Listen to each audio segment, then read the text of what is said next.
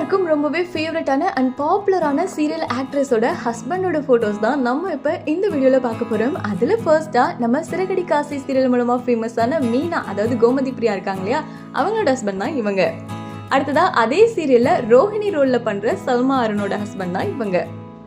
Next கயல் சீரியலில் கயலாம் நடித்து நம்ம மனசில் இடம் பிடிச்ச சைத்து அவர்களோட ஹஸ்பண்ட் தான் இவங்க. அதே கயல் சீரியல்ல ஆனந்தியா நடிக்கிற அபிநவ்யாவோட ஹஸ்பண்ட் தான் இவங்க.